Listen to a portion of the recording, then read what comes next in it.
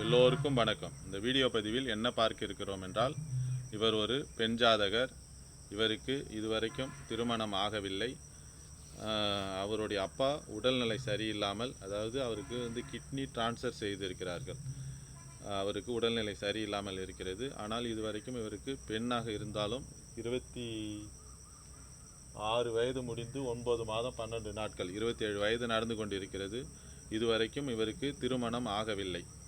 இது அவருடைய ஜாதகத்தில் எதன் அடிப்படையில் அவருக்கு திருமணம் ஆகவில்லை, அதேபோல் அவங்க அப்பாவுடைய உடல்நிலை பாதிக்கப்பட்டிருக்கிறது. இது அவருடைய ஜாதகத்தில் எப்படி இருக்கிறது என்பதை பற்றி நாம் இந்த வீடியோ பதிவில் பார்க்க இருக்கிறோம்.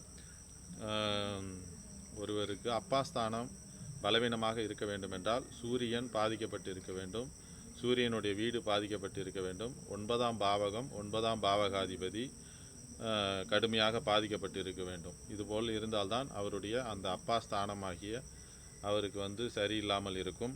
அதேபோல் அவருக்கு நடக்கக்கூடிய தசாபுத்தியும் சரியில்லை என்றால் இதுபோல் எல்லாம் பிரச்சனைகள், மன கஷ்டங்கள் வரக்கூடிய அமைப்பு இருக்கும். இவர் ஒரு 2 டிகிரி அளவுக்கு படித்திருக்கிறார். இவருடைய ஜாதக அமைப்பை பற்றி பார்ப்போம். இவர் 30/10/1999 ஆண்டு பிறந்துள்ளார். இவர் இரவு 10:50க்கு பிறந்துள்ளார். இவர் பெண் ஜாதகர், கடலூரில் பிறந்துள்ளார். இவருடைய நட்சத்திரம் புனர்பூசம் 4ஆம் பாதமாகும். இவருடைய லக்கணம் மிதன லக்கணம். 2இல் ராகு சந்திரன், 3இல் சுக்கிரன், 5இல் சூரியன், 6இல் புதன், 7இல் செவ்வாய், 8இல் கேது, 11இல் குரு சனி ஆகும். இவர் பிறக்கும்போது குரு திசை 0 வருடம் 4 மாதம் 28 நாட்கள் பிறந்துள்ளார். அதன் பிறகு சனி திசை ஒரு 19 ஆண்டு காலம், புதன் தசை ஒரு 17 ஆண்டு காலம். 36 வயது 4 மாதம் 28 நாட்கள் வரைக்கும் இவருக்கு புதன் தசை தான் நடந்து கொண்டிருக்கிறது. அதன் பிறகு இவருக்கு வயது தற்போது 26 வயது 9 மாதம் 12 நாட்கள் ஆகிறது.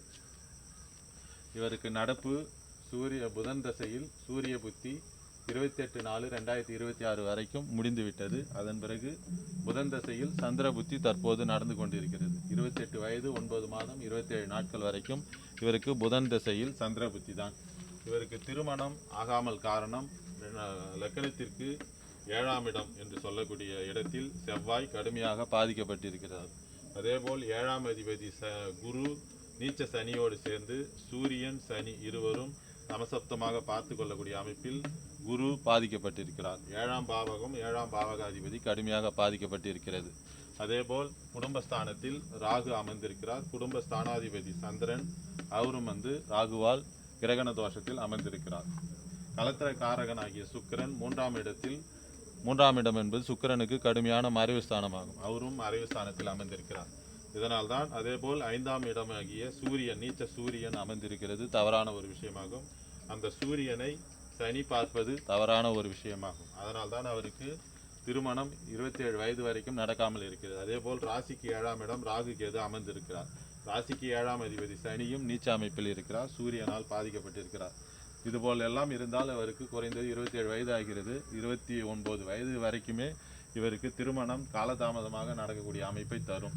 அதேபோல் புத்திரபாகியமும் 5ஆம் இடம் கடுமையாக பாதிக்கப்பட்டிருக்கிறது. ராசிக்கு 5ஆம் இடம் புதன் தான் இருக்கிறார். ஆனால் லக்கணத்திற்கு 5ஆம் இடம் கடுமையாக பாதிக்கப்பட்டிருக்கிறது.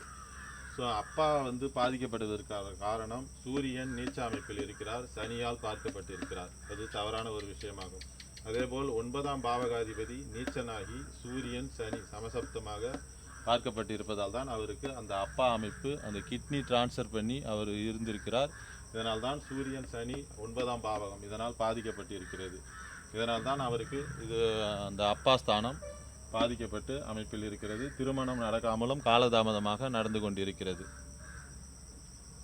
மற்றொரு வீடியோ பதிவில் வேறொரு தகவலுடன் பார்ப்போம். எல்லோருக்கும் வணக்கம்.